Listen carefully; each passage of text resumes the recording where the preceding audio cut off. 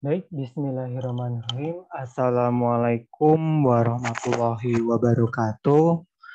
Teman-teman semua, hari ini kita akan melanjutkan materi yang selanjutnya. Kemarin kita sudah belajar bersama tentang sistem rangka. Nah, sekarang kita juga masih melanjutkan mengenai sistem rangka ini.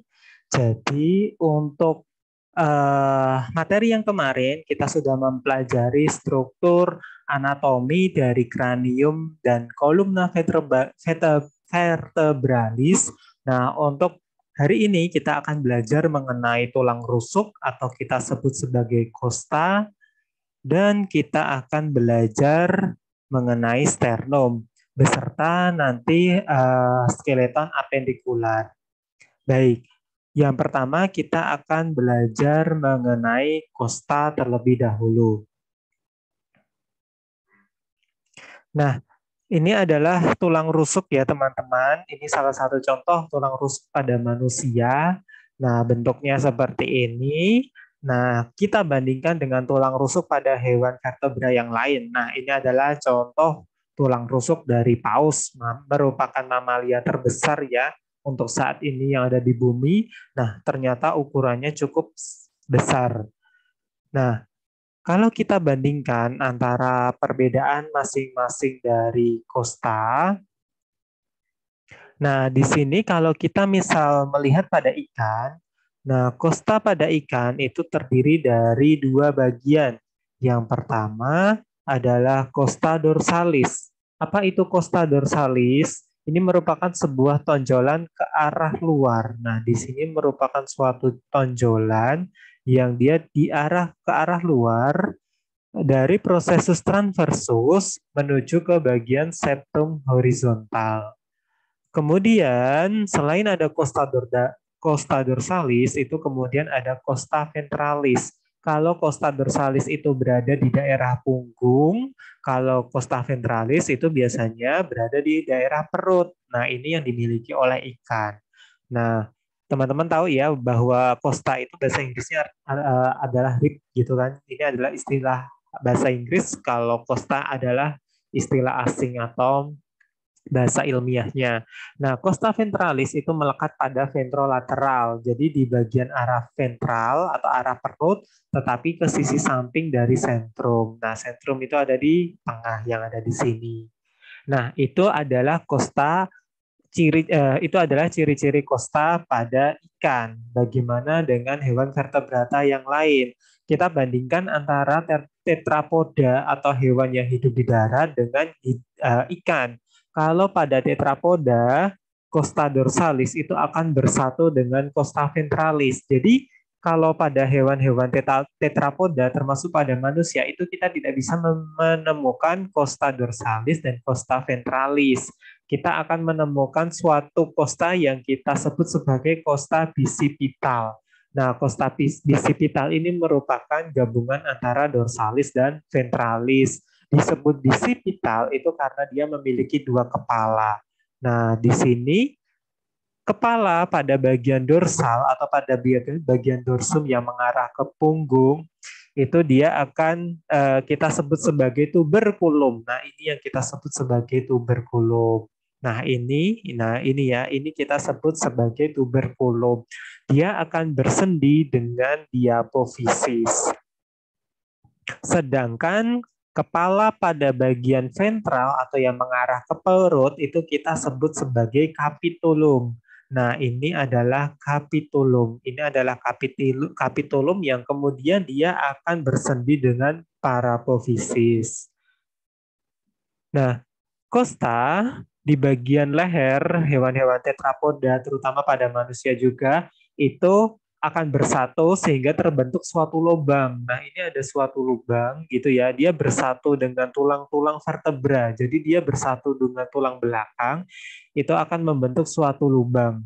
Sekali lagi, costa itu akan bersatu dengan tulang-tulang belakang atau vertebra, kemudian dia akan membentuk suatu lubang. Nah, lubang ini kita sebut sebagai foramen transversarium. Fungsinya untuk apa? Foramen transversarium ini merupakan suatu lubang yang berfungsi untuk lewatnya atau tempatnya pembuluh darah seperti arteri ataupun vena vertebralis. Nah, ini ya pembuluh darah yang kemudian dia berada di lubang foramen transversarium. Bagaimana dengan kosta pada amfibi?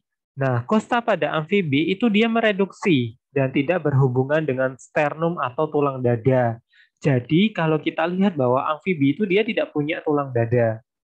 Dia punya tulang dada, tetapi dia tidak bergabung dengan kosta. Nah, fungsinya untuk apa? Beberapa amfibi itu memang pada bagian ventralnya atau pada bagian perutnya dan dadanya itu kemudian dia bisa mengembang seperti katak yang kemudian dia akan mengeluarkan suara. Nah, di situ pada bagian sternumnya itu dia tidak bersendi atau dia tidak bergabung dengan kosta. Nah, ini kalau kita lihat kostanya itu dia melayang. Nah, di sini ya, ini juga kostanya dia melayang. Jadi dia tidak berhubungan atau tidak bergabung dengan tulang dada atau sternum. Kalau kosta pada reptil itu terdapat pada semua vertebra pada bagian abdominalis dan caudalis. Jadi tulang rusuknya itu dia sampai pada bagian perut dan pada bagian ekor itu kita temukan semua. Bahkan pada ular, kosta itu kemudian dia berakhir bebas karena tidak ada sternum. Jadi di sini dia tidak ada persendian dengan tulang dada atau tidak ada persendian tulang sternum. Nah, di sini dia bersendi bebas. Tujuannya untuk apa? Karena ular ini dia tidak memiliki kaki ya, dia tidak memiliki kaki untuk bergerak, maka dia pergerakan ular ini dia harus menggunakan otot perut. Nah, karena ular ini dia harus menggunakan otot perut, maka tidak ada area sternum pada ular yang ada di sini. Maka kosta itu akan berakhir bebas yang menyebabkan otot-otot pada bagian perut itu dapat bekerja pada saat ular tersebut melakukan proses bergerak atau dia berjalan. Nah, persendian pada kosta ini dia berakhir bebas. Kalau kita lihat, nah ini ya kosta atau tulang rusuknya itu dia melayang. Bagaimana dengan pada burung? Nah, kosta pada burung itu tersusun kuat, namun dia pipih, tersusun bisipital, jadi dia bercabang gitu ya, menghubungkan antara kosta ini, dia menghubungkan antara tulang vertebra thoracalis dan sternum. Nah, nanti kita lihat bahwa sternum pada burung itu cukup lumayan besar. Costa pars vertebralis itu kemudian dia memiliki tonjolan yang kita sebut sebagai processus uncinnatus. Ini sudah kita bahas ya di pertemuan kemarin, tetapi nanti kita akan bahas sedikit lagi. Ternyata processus uncinnatus yang ada di sini merupakan sebuah tonjolan pada bagian kosta berfungsi untuk proses perlekatan otot dan memperkuat toraks.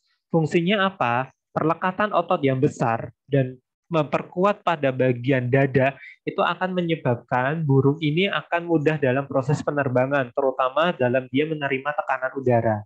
Nah, di sini kalau kita lihat ya, adanya sebuah tonjolan pada bagian tulang rusuk yang kita sebut sebagai processus uncinnatus, ini yang menyebabkan otot-otot itu dapat berlekat atau berlekatan kuat dengan bagian dari tulang tersebut. Nah, kalau kita lihat pada mamal atau mungkin di sini diwakilkan oleh manusia, kosta pada mamal terdiri dari dua. Yang pertama adalah pars vertebralis yang merupakan tulang keras, kemudian costa pars sternalis yang berupa tulang rawan. Nah, di sini yang warna merah inilah kita sebut sebagai pars sternalis, kemudian yang warna putih inilah kita sebut sebagai costa pars vertebralis, di mana costa pars vertebralis ini yang kemudian dia akan bersendi dengan tulang rusuk. Bersendi dengan tulang vertebra atau tulang belakang. Nah, dia akan bersatu secara langsung atau tidak langsung dengan sternum, dengan tulang dada yang ada di sini. Sehingga tulang rusuk atau kosta ini kita bisa bedakan menjadi 3 macam jenis kosta berdasarkan perlekatan dengan tulang dada. Yang pertama adalah costa vera atau tulang rusuk sejati. Nah, ini adalah tulang rusuk sejati yang kemudian dia akan bersendi secara langsung dengan sternum. Kemudian yang kedua adalah costa spirua atau costa palsu atau false ribs. Nah, ini yang kemudian dia apa namanya? Dia seperti apa namanya? Agak sedikit apa ya istilahnya itu memanjang, tetapi dia berlekatan dengan sternum, tetapi agak sedikit jauh. Nah, itu kita sebut sebagai costa spirua atau palsu. Kemudian yang terakhir itu adalah fluctuantes atau melayang. Nah, fluctuantes di sini salah satu contohnya yang ada di belakang itu dia tidak melekat pada bagian sternum. Sekali lagi dibagi menjadi 3, costa vera sejati gitu ya, yang dia sejajar dengan sternum, kemudian costa spirua, costa spuria. Nah, spuria itu adalah tulang rusuk palsu yang kemudian dia tidak sejajar di sini, dia tidak sejajar, agak sedikit jauh. Kemudian yang ketiga itu adalah fluctuantes atau melayang atau floating ribs. Nah, kalau misalnya pada manusia, costa vera itu terdiri dari 1 sampai 7 pasang, kemudian kalau yang palsu itu 8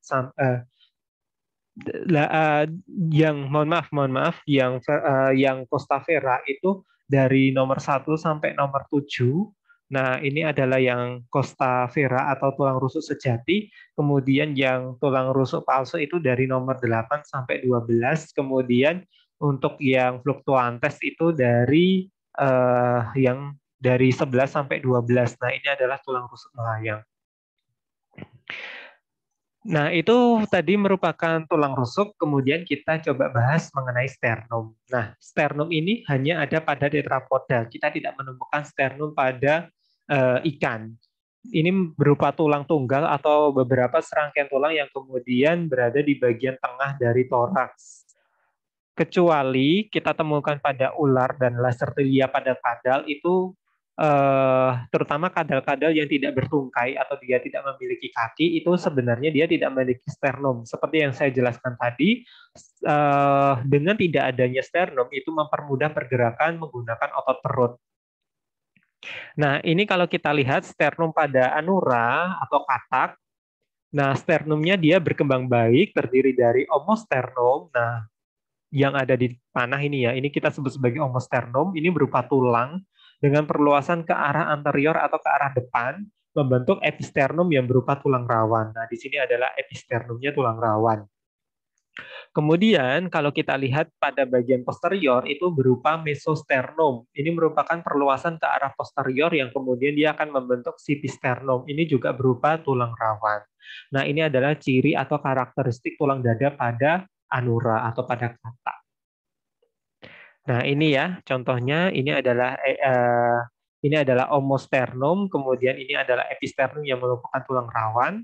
Nah, kemudian di sini adalah mesosternum yang pada arah posterior. Nah, ada keunikan sternum pada Lacertilia dan penyu. Kalau Lacertilia itu sternumnya terdiri dari lempeng tulang rawan pipih yang kemudian dia akan bersatu dengan pars sternalis costathoracalis atau kemudian dia akan bersatu dengan tulang rusuk. Pada reptil, contohnya penyu dan ular, itu dia tidak memiliki sternum. Nah, ini kita lihat ya rangka pada kura-kura, pada penyu. Di sini contohnya misalnya kura-kura, itu dia tidak memiliki tulang dada. Jadi dia sudah apa namanya berupa gabungan antara tulang rusuk, kemudian dia gabungan dengan sternum. Jadi dia tidak memiliki sternum lagi. Ular pun juga dia tidak memiliki sternum. Nah, kalau pada burung ini kebalikan, sternumnya sangat besar gitu ya. Bahkan ada modifikasi sternumnya yang kita sebut sebagai carina sterni. Ini merupakan suatu perlekatan pada otot-otot pectoralis atau otot dada. Yang fungsinya apa? Tadi unggas yang kemudian dia bisa terbang, aktif terbang, bahkan penguin yang dia aktif berenang, itu dia memerlukan otot yang sangat kuat gitu ya. Jadi kalau teman-teman makan otot itu makan daging, mohon maaf, makan daging gitu kan, otot yang paling banyak atau daging yang paling banyak itu kan pasti pada bagian dada. Ya karena dia di sini ada perluasan. Nah, fungsinya tadi kalau pada burung-burung yang aktif terbang dia berfungsi untuk lokomotorik terbang ya ototnya gitu kan. Kalau untuk penguin ya dia berfungsi untuk berenang. Sekali lagi, sternum pada burung itu dilengkapi tonjolan yang kita sebut sebagai carina sterni. Nah, ini adalah carina sterni. Nah, ini adalah carina sterni. Nah, bagaimana sternum pada mamal? Sternum pada mamal terdiri dari sederet tulang yang kita sebut sebagai tulang sternebra. Nah, ini adalah satu deretan dari tulang sternebra. Kemudian kalau misalnya dijadikan satu seperti ini. Nah, dari situ kemudian kita bisa bagi. Ternyata sternebra ini ada beberapa bagian. Ada di bagian depan yang kita sebut sebagai anterior, kita sebut sebagai presternum.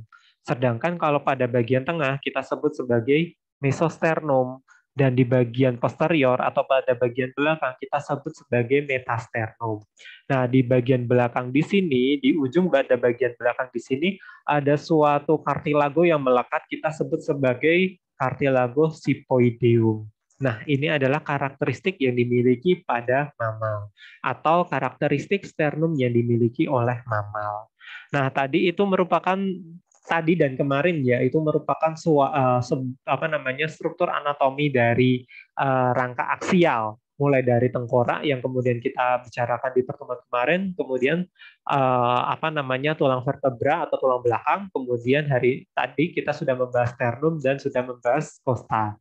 Nah, kemudian kita lanjutkan yaitu struktur anatomi pada skeleton apendikular. Nah, ini yang kemudian berfungsi pada pergerakan.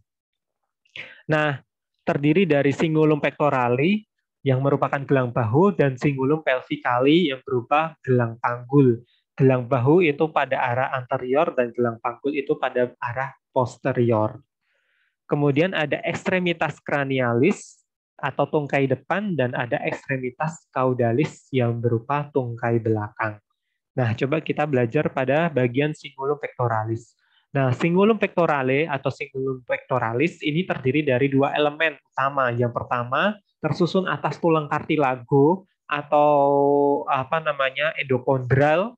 Nah, itu contohnya adalah pada bagian korakoid, kemudian skapula. Nah, di sini ya, korakoid, skapula, kemudian supraskapula.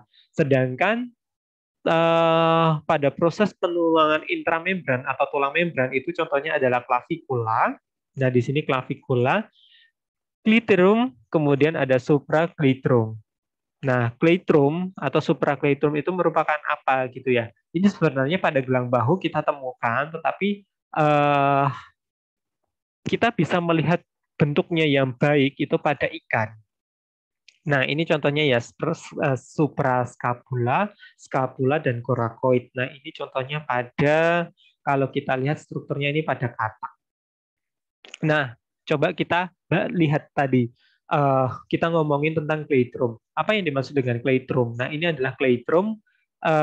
Ternyata pada gelang bahu, tulang kleitrum dan supracleitrum itu kalau pada tetrapoda atau hewan-hewan darat itu dia menghilang. Tetapi kita temukan pada ikan. Memang secara perkembangan embrionik karena ikan lebih primitif ini kita temukan. Tetapi seiring dengan perkembangan evolusi, nah kleitrum ini tidak diperlukan lagi pada hewan-hewan tetrapoda. Dia harus memiliki struktur yang jauh lebih kuat lagi sehingga proses evolusi penulangan tadi itu adalah membesarnya klavikula. Nah, ini adalah yang warna merah ini kita sebut sebagai klavikula yang membesar. Fungsinya apa? Klavikula yang membesar ini merupakan fondasi untuk struktur tulang kita atau mungkin hewan-hewan yang merangkak ya, karena klavikula kalau pada manusia kan dia di bahu atau pada bagian lengan atas lah ibaratnya seperti itu ya. Nah, tetapi kalau pada hewan-hewan tetrapoda yang kemudian dia merangkak, nah ini berfungsi untuk dasar agar dia dapat berjalan melawan gravitasi. Tetapi kalau kleitrum itu tidak. Nah, ini adalah cleidocranium yang kemudian kita temukan struktur tulangnya pada ikan. Nah, ini adalah clavicula yang kecil. Jadi, kalau misalnya ikan, dia punya clavicula, tetapi dia kecil di sini. Namun, kalau misalnya pada tetrapoda, dia berevolusi. Si clavicula ini ternyata strukturnya menjadi jauh lebih besar. Nah, ini kita bandingkan ya pada apa namanya pada ikan purba, kemudian kita bandingkan dengan tetrapoda. Nah, struktur claviculanya itu membantu pada bagian ekstremitas ini untuk dapat menahan beban dari tubuh hewan tersebut. Maka hewan-hewan tetrapoda termasuk pada manusia itu memiliki clavicula yang jauh lebih baik dan jauh lebih besar dibandingkan dengan ikan. Nah, jadi kalau pada bagian gelang bahunya, cleidocranium pada ikan itu besar, sedangkan claviculanya kecil atau mereduksi. Kalau kita lihat pada katak, cingulum pectoralis itu terdiri dari clavicula, epicoracoid, coracoid, scapula, dan suprascapula. Pada krokodil atau pada buaya dan lacertilia atau kadal yang tidak bertungkai itu mereka tidak memiliki clavicula. Ya, karena tadi dia menggunakan apa namanya proses penulangan lain untuk menahan beban tersebut. Terutama pada buaya itu juga apa ya struktur ekstremitasnya kan relatif pendek sehingga clavicula itu tidak ditemukan pada buaya. Bagaimana dengan burung? Nah, unik lagi. Jadi kalau burung itu claviculanya dia akan menyatu membentuk yang kita sebut sebagai interclavicula.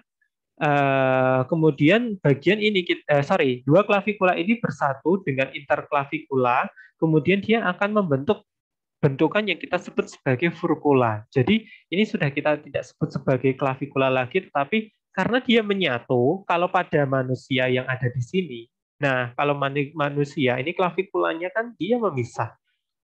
Tetapi kalau pada burung dia menyatu, kita sebut sebagai furcula. Nah, tapi itu hanya kita temukan pada burung-burung yang dia bisa terbang. Sedangkan burung yang tidak bisa terbang, claviculanya itu tidak bertemu di bagian sentrasi di sini sehingga tidak terbentuk yang kita sebut sebagai furcula.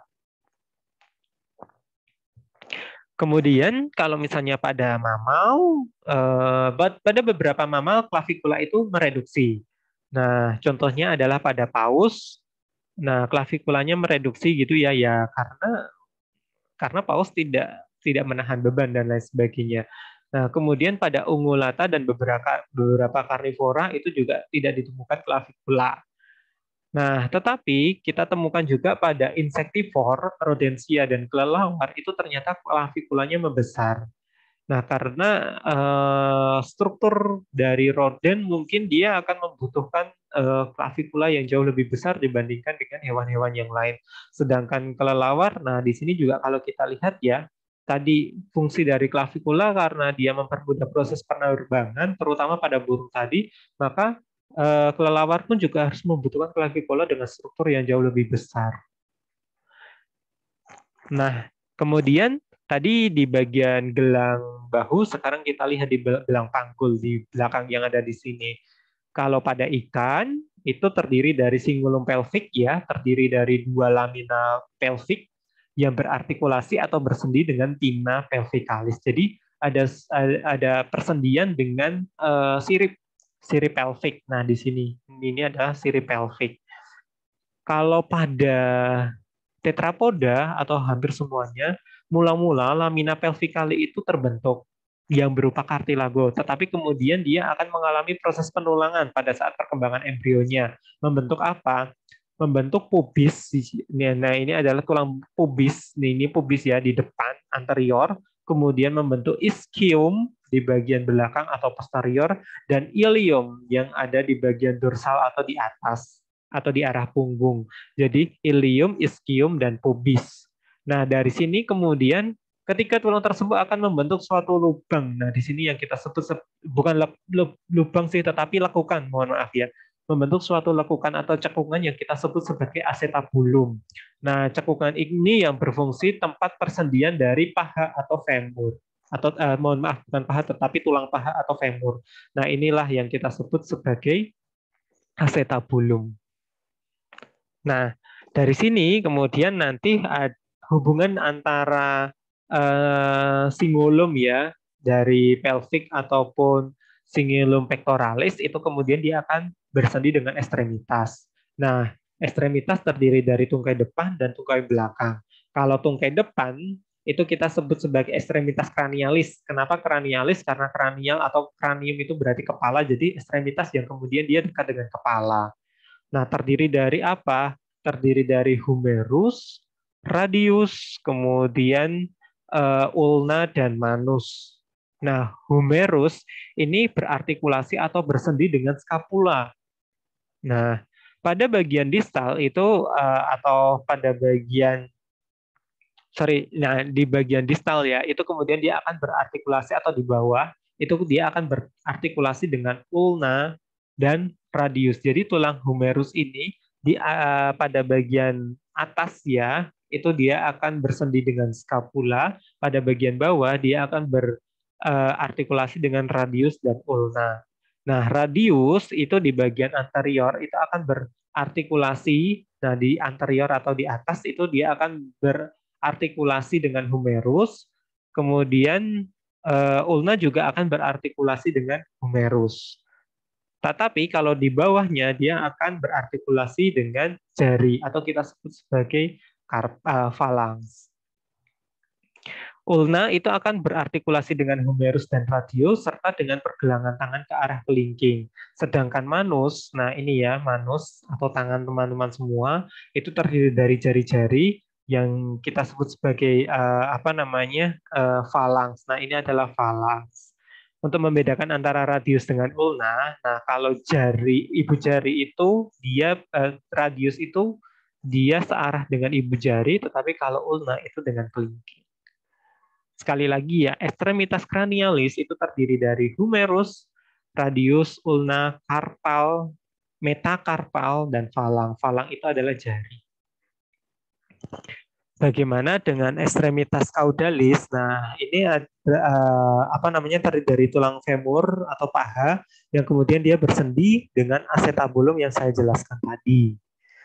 Tibia dan fibula, nah ini femur, kemudian dia akan bersendi dengan tibia dan fibula, dan di bagian distal itu akan bersendi dengan pergelangan kaki atau kita sebut sebagai tarsal. Nah, pergelangan ini kita sebut sebagai tarsal, di mana bukan hanya tarsal saja, tetapi dia tersusun atas tarsal, metatarsal, dan falanges. Keseluruhan ini kita sebut sebagai tes. Jadi tarsal, metatarsal, dan falanges itu kita sebut sebagai tes. Nah, sedangkan kalau misalnya karpal, metakarpal, dan falanges pada ekstremitas tungkai depan itu kita sebut sebagai manus. Oke, mungkin itu saja yang bisa saya sampaikan. Jika ada pertanyaan, nanti mungkin kita bisa diskusi di grup WA. Terima kasih. Wassalamualaikum warahmatullahi wabarakatuh.